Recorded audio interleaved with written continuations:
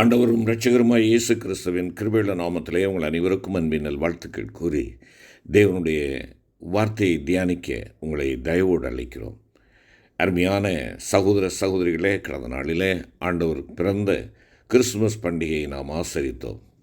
மிக்க சந்தோஷம். இந்த ஆண்டிலேயும் ஆண்டவர் நம்மை இந்த கிறிஸ்துமஸை காண கிருபை செய்தார். அவருக்கு ஸ்தோத்திரம். ஏன் ஆண்டவராய் இயேசு கிறிஸ்து இந்த உலகத்திற்கு வந்தார் என்று சொல்லி கடந்த நாளிலே நாம் தியானித்தோம். அருமையானவர்களே, அவர் வந்ததனுடைய நோக்கம் அங்கே வெகு தெளிவாக பரிசுத்த லூக்கா எழுதின சுவிசேஷத்திலே சொல்லப்பட்டதை நாம் பார்த்தோம். ஆம், இழந்து போன, நம்மை அறியாமல் இழந்து போன அநேக காரியங்கள், சந்தோஷம், நன்றி உணர்வு, உத்தரவாதம், ஆண்டவருடைய பணியின் அவசரம், இவைகளை நமக்கு திரும்ப பெற்றுக் கொடுக்கும்படியாக ஆண்டவர் வந்தார் என்பதை நாம் தியானித்தோம்.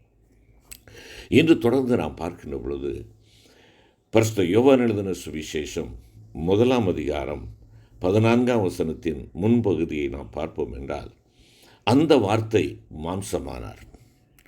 பரிசுத்த யோவான் 1 அதிகாரம் 1 முதல் 14 வசனங்களை நீங்கள் தியான பகுதியாக வாசிப்பீர்கள் என்றால் பிரயோஜனமாக இருக்கும். பரிசுத்த யோவான் ஆண்டவராய் இயேசு கிறிஸ்துவுக்கு சூட்டுகின்ற ஒரு பெயர் வார்த்தை என்பது. 1வது வசனத்தை பாருங்கள். ஆதியிலே வார்த்தை இருந்தது, அந்த வார்த்தை தேவனிடத்தில் இருந்தது, அந்த வார்த்தை தேவனாய் இருந்தது என்பதாக குறிப்பிடுகிறார்.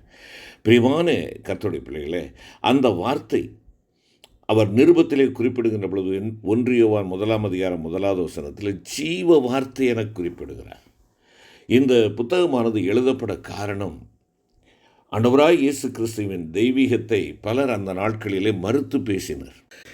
தெய்வீகத்தை மறுக்கும் புதிய கொள்கை தோன்றியது. எனவே ஆண்டவராகிய இயேசு கிறிஸ்துவில் தான் கண்டு கொண்ட தெய்வீக தன்மையை தெளிவுபடுத்த முற்படுகிறார் பரிசுத்த யோவான். அருமையான கர்த்தருடைய பிள்ளைகளே, ஆண்டவராகிய இயேசு கிறிஸ்துவிலே நீங்கள் கண்ட தெய்வீக தன்மையை உங்களுக்கு தெளிவுள்ளதாக இருக்கிறதா? கிறிஸ்து, ஆண்டவராகிய இயேசு கிறிஸ்து மனிதனானார். ஏன்? அந்த தெய்வீக கிறிஸ்துவின் தெய்வீகத்தை நீங்களும் நானும் நமக்கு சொந்தமாக்கி கொண்டிருக்கிறோமா? அவர் என்னில் வாழுகிறார், என்னில் வாழும்படியாக வந்தார். அந்த வார்த்தை மாம்சமானார். அந்த வார்த்தை மாம்சமாகியும் நமக்குள்ளே வாசம் பண்ணினார். அவருடைய மகிமையை கண்டோம். மகிமையை கண்டோம் என்று சொல்வது தான் ஆண்டவராய் இயேசு கிறிஸ்து பிறந்த பிறப்பின் பண்டிகையினுடைய ஒரு சாட்சியின் அறிக்கை. அவருடைய மகிமையை நான் கண்டிருக்கிறேன், அவருடைய மகிமையை கண்டிருக்கிறேன். ஒருவேளை எத்தனை பேர் ஆண்டவருடைய தெய்வீகத்தை மறுதலித்தாலும், வினோதமான கொள்கைகளோடு திருச்சபைக்குள்ளாக நுழைந்தாலும், அருமையான கர்த்தருடைய பிள்ளைகளே, நான் என் ஆண்டவருடைய மகிமையை கண்டிருக்கிறேன். ஏனென்றால் அவர் என்னிலே வாழும் கிறிஸ்து, என்னிலே வாசம் பண்ணும் கிறிஸ்து, என்னை வழிநடத்துகின்ற கிறிஸ்து. ஆம், அவருடைய தெய்வீகத்தை நான் கண்டேன் என்று சொல்லி நீங்களும் நானும் ஆண்டவரை குறித்து சாட்சி சொல்லக்கூடிய கிறிஸ்துமஸாக இது அமையட்டும். ஆண்டவராகிய இயேசு கிறிஸ்துவின் தெய்வீகத்தை மறுக்கக்கூடாத சத்தியம் ஏராளம் பரிசுத்த வேதாகமத்திலே நாம் பார்க்கிறோம். எசேக்கியேல் 1 அதிகாரம் 10வது வசனத்திலேயும், வெளிப்படுத்துகிற விசேஷம் 4 அதிகாரம் 6 முதல் 7 வசனங்களிலும் வருகிற 4 ஜீவன்கள் 4 சுவிசேஷங்களையும் நமக்கு முன்பாக காட்டுகிறது. பரிசுத்த மத்தேயு கிறிஸ்து யூதா கோத்திர சிங்கம் என்பதை மனதில் கொண்டு பேசுகிறார். பரிசுத்த மார்க் அவருடைய ஊழியம் காளைக்கொப்பானது, கடின உழைப்பு என்ற கருத்தை வைத்து பேசுகிறார். பரிசுத்த லூக்கா கிறிஸ்துவை பூரண மனுஷனாக கூறுகிறார்.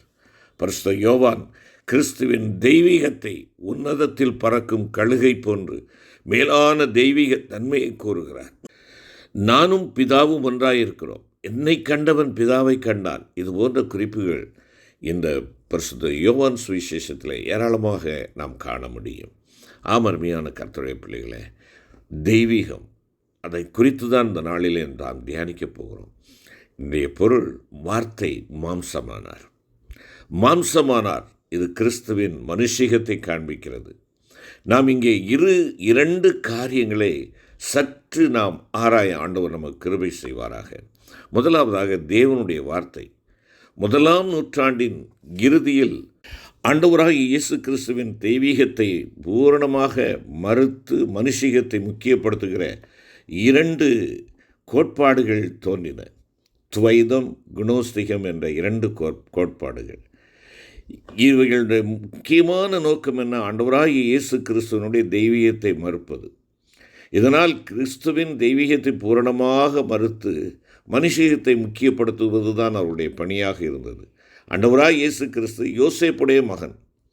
லோகாஸ் என்ற தெய்வீகம் அவர் ஞானஸ்நானம் பெறும்போது ஆவி ரூபமாய் இறங்கினது. அவர் பாடுபடும்போது வெளியேறிவிட்டது. எனவேதான் என் தேவனே என் தேவனே ஏன் என்னை கைவிட்டீர் என்றார் என்று அவர்களுடைய உபதேசம் அங்கே சொல்லுகிறது. தற்காலம் இதே சத்தியத்தை அறிந்திராத பிற மார்க்கத்தார்களும் உண்டு.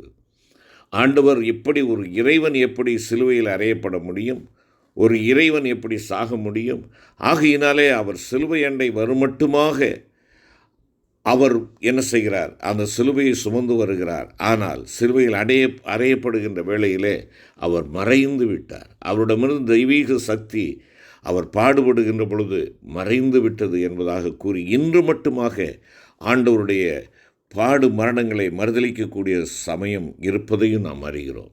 அவர்கள் இன்னும் ஒருபடி மேலே போய் கூறுவது என்ன?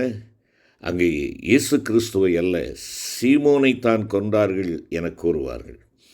இந்த கொள்கைகள் தவறு என்பது பரிசுத்த யோவான் கூறும் வார்த்தைகளால் தெளிவாக காணப்படுகிறது. பரிசுத்த யோவான் 3-4 அதிகாரங்களில் நிக்கோதேமு சமாரியா ஸ்திரியோடு பேசிய சம்பாஷணைகளில் தம்முடைய தெய்வீகம், மேசியா தத்துவம் இவைகளை விளக்குகின்றார்.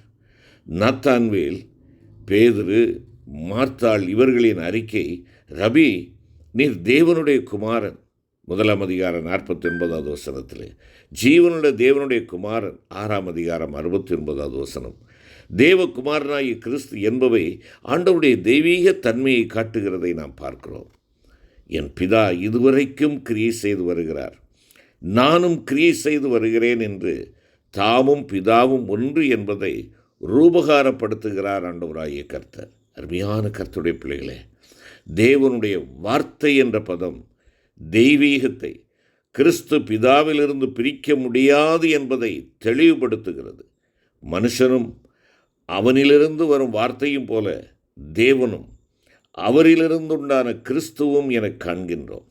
எனக்கு அன்பான சகோதரனே சகோதரியே, இவ்விதமான நூதன உபதேசங்கள் இந்த நாட்களிலே திருச்சபையிலே காணப்படுகிறதே. எந்த திருச்சபையிலே செய்தி கொடுக்கிற எந்த ஊழியராக இருந்தாலும் ஆண்டவருடைய பாடு மரணங்கள், சிலுவை மரணம், அவருடைய உயிர்த்தெழுதலை சொல்லாத, அதை ஏற்றுக்கொள்ளாத எந்த ஒரு சத்தியமும் தேவனுடைய வார்த்தை அல்ல என்பதை நீங்களும் நான் உணர்ந்து கொள்ள வேண்டும்.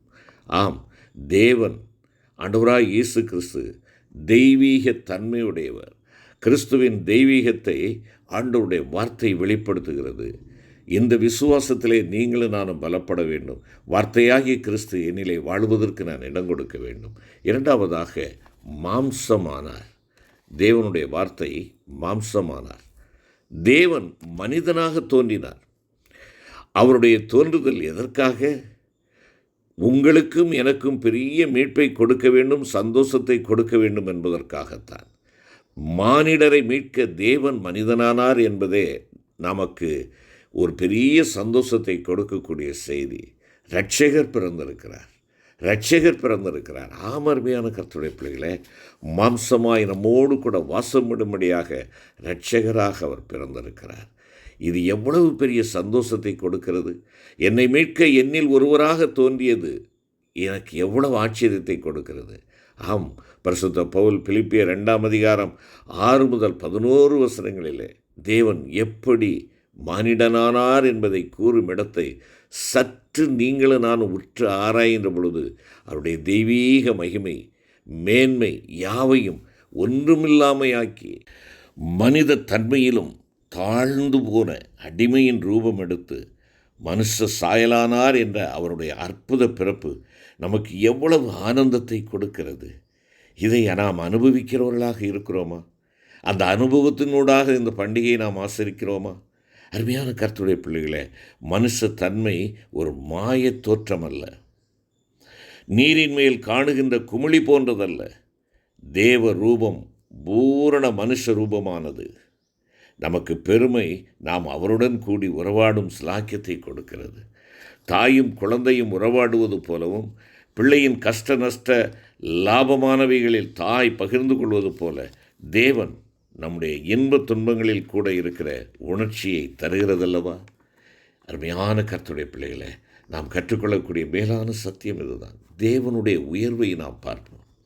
உன்னை உயர்த்த ஆதாமை நிமித்தமாக இழந்து போன அந்த சுதந்திரத்தை மறுபடியும் உனக்கு பெற்றுக் கொடுக்க, ஏதேனில் குளிர்ச்சியான வேளையில் உலாவியது போல உலாவ உன்னிடத்தில் வருகிறார் ஆண்டவராக இயேசு கிறிஸ்து. யோவான் 1:14 அதைத்தான் குறிப்பிடுகிறது. அது மாத்திரமல்ல, மனிதனாக அவருடைய தாழ்மையை நீ நோக்கிப்பார். ஏன் மனிதனானார்? நீ அவருடைய பார்வையில் மேன்மையாக எண்ணப்பட்டாய். சேற்றில் புரளும் குழந்தை அழுக்கை கண்ட தாய் அந்த குழந்தையை தள்ளிவிட்டு ஓடுவாளோ? அதை தூக்கி கழுவி வாசனை ஏற்றி முத்தி தன் மார்போடு அணைத்து கொள்வாள் அல்லவா? சிறு பிள்ளைகள் தாய் அழுக்கிலிருந்து தூக்கப் போகின்ற பொழுது தன்னிடம் வராமல் ஓடிப்போகிறது போல நீ ஆண்டவரை விட்டு ஓடுகிறாயோ? சில குழந்தை சேற்றில் புரண்டாலும் தாயை கண்டவுடன் சேற்றை விட்டு திரும்பி தாய் வசம் ஓடி வருவதைப் போல் ஓடி வருகிறாயா? உன்னை தயவாய் மீட்ட இயேசு கிறிஸ்துவை நீ அற்பமாய் எண்ணாதே, அசட்டை செய்யாதே. தேவ தயவு உன்னை குணப்பட ஏவுகிறது.